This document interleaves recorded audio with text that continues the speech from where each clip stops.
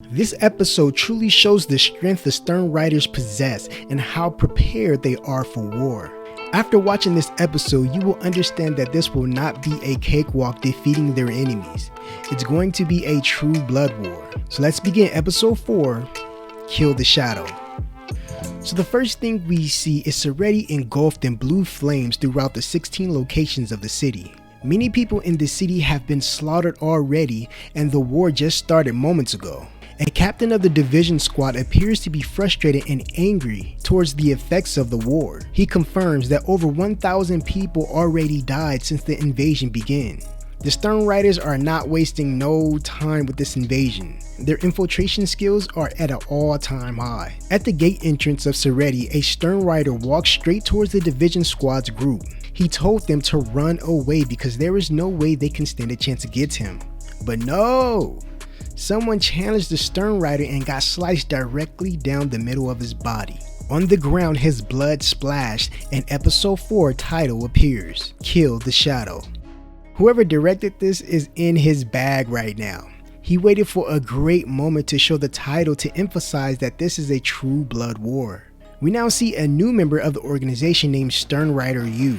Every time they show a new Sternritter, I'm so compelled to see what type of abilities they have. These characters are so mysterious in their own way. Here is another member that's also shown, which is Sternritter F.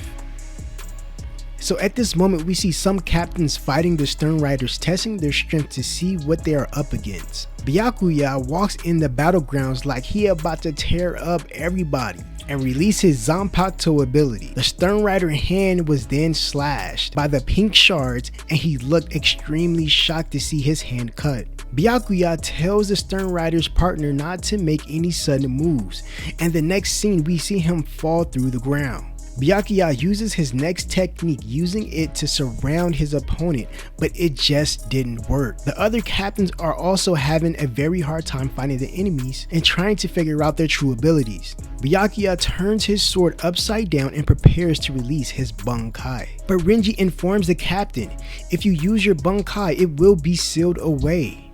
Byakuya responds saying that this is the only way. Byakuya released his Bunkai, and immediately the Sternritter stole his Bunkai. The same thing happened to the other captains that are in battle as well. Everyone is surprised, then realized that their calculations was wrong. The Sternritters didn't seal the Bunkais away, they steal them. Mayuri calls everyone an idiot because nobody waited till his research was finished before they made a horrible decision on the battlefield. The captain in the research center then calls Ichigo Kurosaki, but currently he's in battle, so Urahara answered.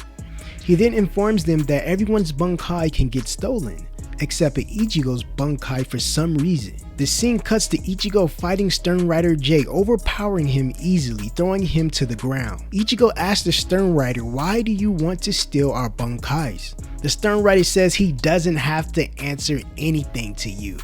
And quickly, Urahara blasted the Sternritter's chest with an energy blast, leaving him incapacitated on the ground. He throws Ichigo the phone and told him to head back to Soul Society now.